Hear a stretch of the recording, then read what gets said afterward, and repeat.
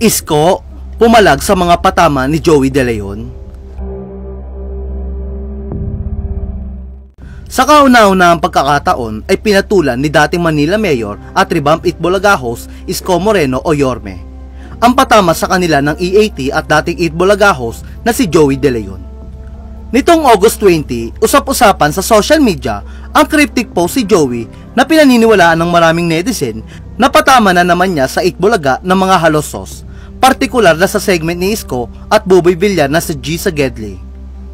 Ang G Sagedli ay ang ipinalit na segment ng tape sa sikat na Itbulaga segment noong host pa ang TVJ na One for All for One.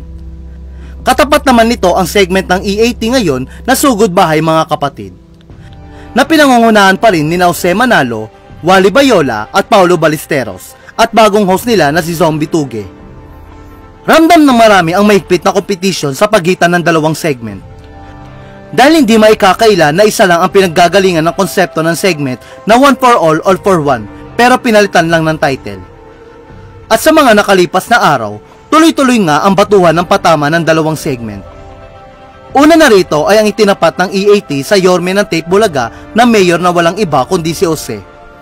Hanggang nitong linggo nga, nagpakawala na naman ng patama si Joey, na talagang hindi patatahimikin ang mga umaangkin sa Itbulaga na siya mismo ang nakaisip.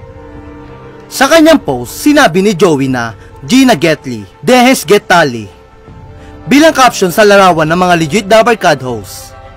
Sa pagkakataong ito, pinatulan na nga ni Yorme ang patama ni Joey sa segment nila. Madalas kasi ay tahimik si Isko hinggil sa mga patama sa kanila. Sa episode ng G Sagedli nitong Martes, August 22, malaman ang komento ni Isko na mukhang tungkol sa pumanaw na sexy actress na si Pepsi Paloma. Habang hinihintay kasi nila ang mister ng isang nilang contestant, sinabi ni Buboy na umiinom pa raw ito ng soft drinks.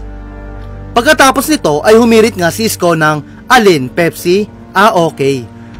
Halata namang na-pick up ni Buboy ang patama ni Isko kay Joey dahil tumawa at tapatakip pa ito ng bibig.